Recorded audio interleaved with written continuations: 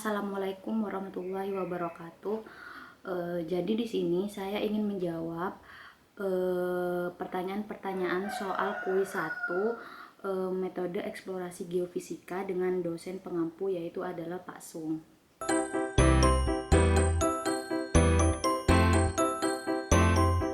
Pertanyaan pertama yaitu jelaskan yang Anda pelajari dari eksplorasi geofisika menggunakan metode mikrotremor, gelombang permukaan, dan resistivitas.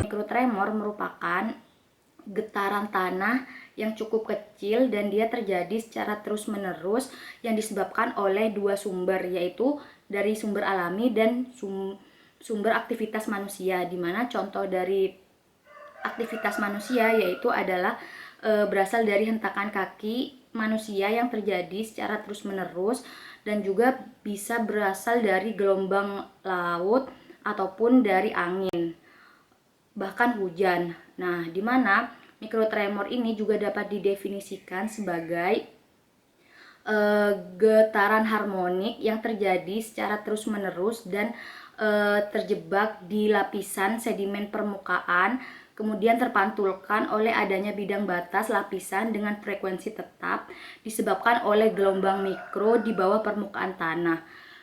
Kemudian metode mikrotremor ini dapat mengetahui karakteristik lapisan tanah berdasarkan parameter periode dominan dan faktor penguatan dari gelombangnya atau disebut dengan amplifikasi.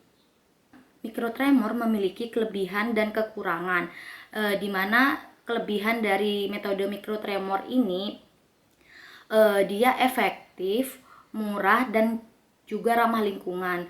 Jadi bisa digunakan pada pemukiman warga. Terus dia juga praktis dan sederhana. Kemudian dia dapat mengetahui karakteristik bangunan tanpa merusak bangunan tersebut. Sedangkan kekurangannya yaitu apabila kita ingin mengetahui karakteristik tanah ataupun batuan, kita harus melakukan perhitungan atau inversi yang cukup rumit. Kemudian kekurangan lainnya yaitu dia sensitif dan sangat bergantung pada getaran alami. Jadi apabila terdapat getaran yang berasal dari aktivitas manusia atau buatan, maka pengukuran tersebut tidak dapat digunakan.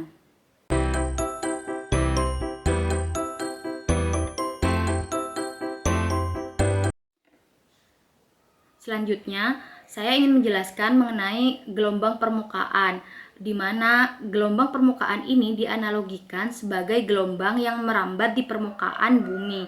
Nah, dalam perjalanannya, gelombang permukaan ini hanya berkisar pada kerak, dan gelombang permukaan ini memiliki frekuensi yang lebih rendah daripada gelombang badan. Dan dia mudah dibedakan pada seismogram dalam hasilnya. Kemudian gelombang permukaan ini terbagi menjadi dua macam, yaitu gelombang Rayleigh dan gelombang Love, di mana pada gelombang Rayleigh merupakan salah satu jenis dari gelombang permukaan yang terbentuk dari interferensi antara gelombang P dan gelombang S vertikal dan merambat sepanjang free surface, di mana gelombang Rayleigh ini umumnya disebut dengan ground roll. Selanjutnya yaitu gelombang Love, di mana gelombang Love ini merupakan salah satu jenis dari gelombang permukaan yang terdiri dari pergerakan partikel gelombang secara horizontal pada permukaan, di mana dalam perjalanannya partikel-partikel medium bergerak tegak lurus arah propagasi atau horizontal dari gelombang tersebut.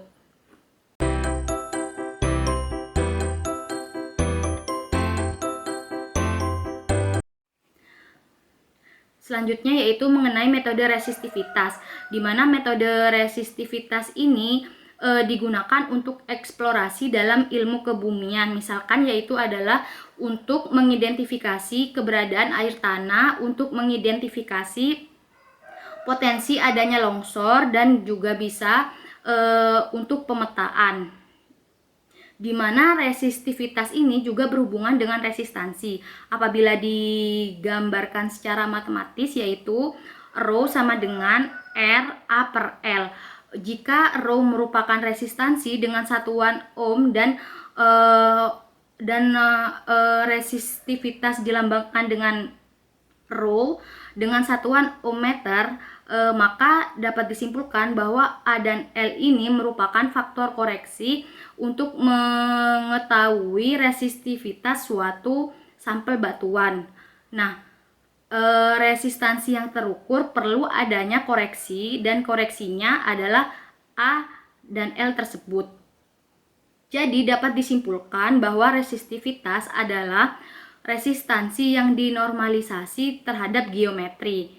Nah, resistivitas merupakan besaran karakteristik suatu bahan ataupun material ataupun sampel batuan. Artinya di sini yang mendeskripsikan parameter karakteristik dari suatu material adalah resistivitas.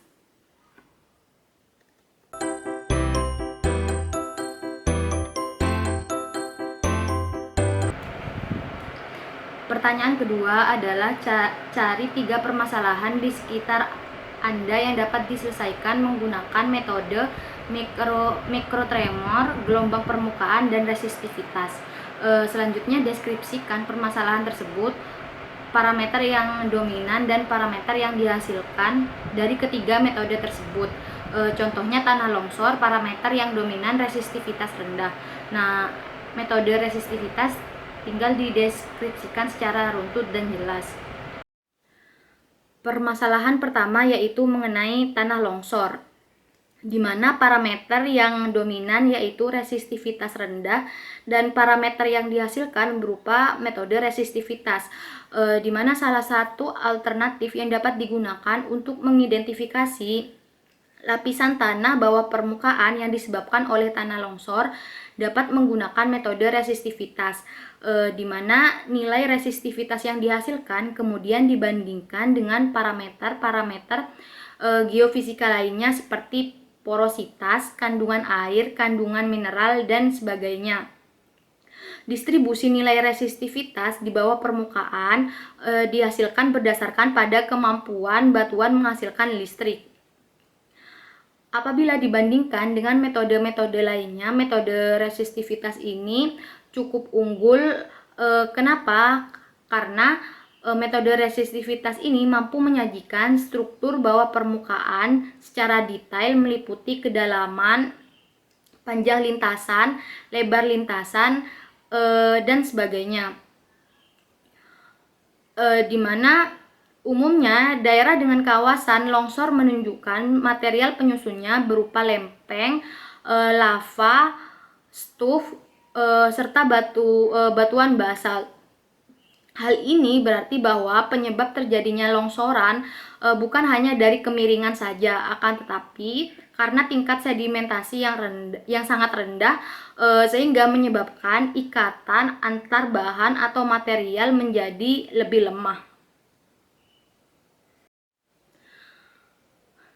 Permasalahan yang kedua yaitu mengenai gempa bumi, di mana parameter yang dominan yaitu faktor amplifikasi yang tinggi, dan parameter yang dihasilkan adalah metode gelombang permukaan atau metode seismik, di mana pada metode seismik ini pada prinsipnya merupakan salah satu jenis dari metode geofisika yang mempelajari bumi dengan menggunakan kecepatan penjalaran gelombang bawah permukaan, di mana kecepatan gelombang ini berhubungan dengan densitas dan modulus elastis batuan bawah permukaan, di mana metode seismik ini termasuk dalam golongan metode yang aktif karena pada metode seismik ini membutuhkan getaran yang dibuat oleh manusia. Salah satu contohnya yaitu adalah vibrator ataupun beban yang dijatuhkan. Nah, Sumber getaran yang dipancarkan ini akan menjalar ke segala arah dan masuk ke bawah permukaan. Dan ketika berjumpa dengan lapisan baru, gelombang tersebut ada yang dipantulkan kembali menuju ke atas permukaan, dan sebagiannya lagi ada yang diteruskan atau dibiaskan menuju ke bawah permukaan. Nah, ketika gelombang ini dibiaskan menuju ke bawah permukaan mengikuti hukum Snellius. Hukum Snellius berdasarkan prinsip Huygens. Kecepatan sampainya gelombang ini dari satu titik ke titik yang lain diukur menggunakan geopon yang ditancapkan di atas permukaan tanah. Pada awal perkembangannya, orang-orang hanya mengenal metode seismic bias refraction dan juga metode seismik pantul atau disebut dengan reflection. Akan tetapi seiring berjalannya waktu, para ilmuwan mengembangkan beberapa metode.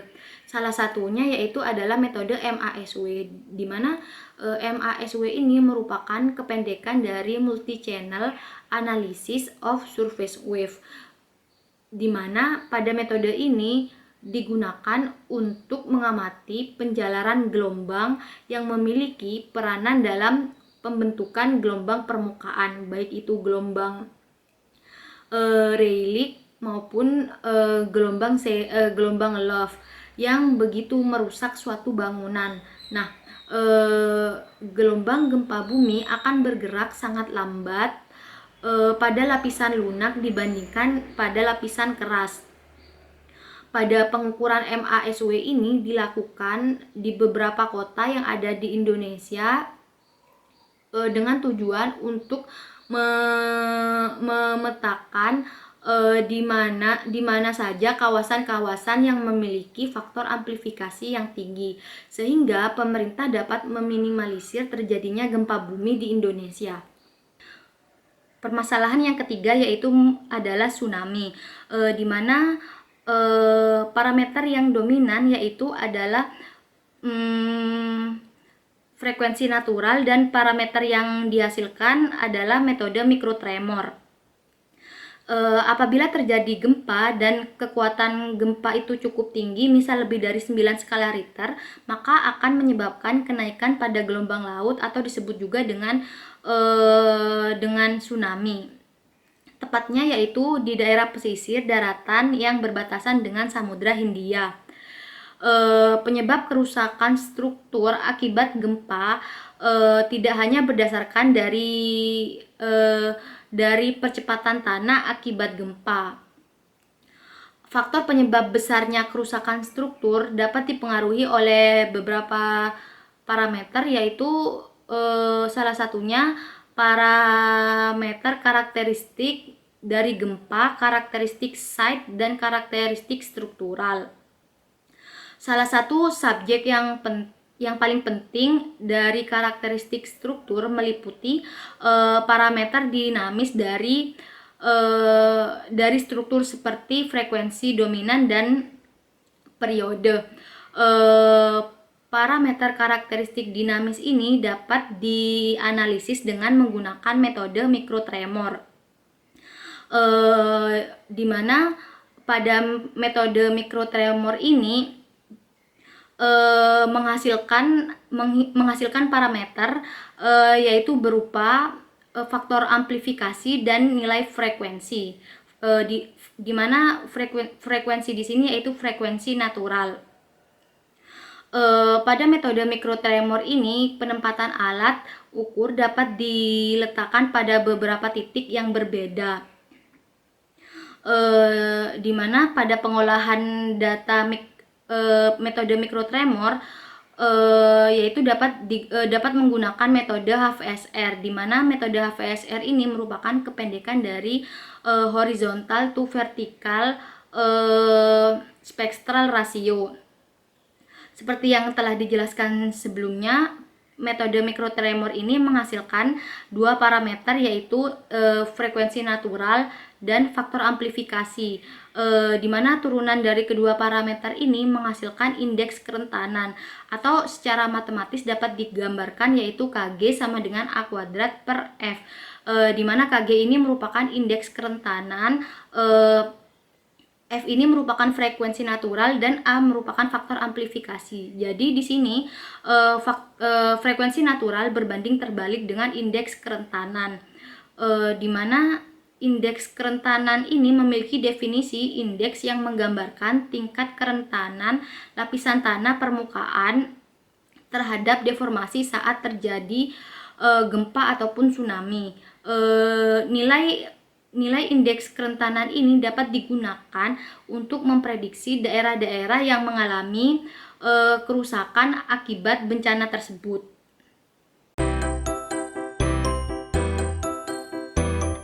Demikian penjelasan dari saya. Apabila ada kesalahan, saya memohon maaf sebesar-besarnya. Wassalamualaikum warahmatullahi wabarakatuh.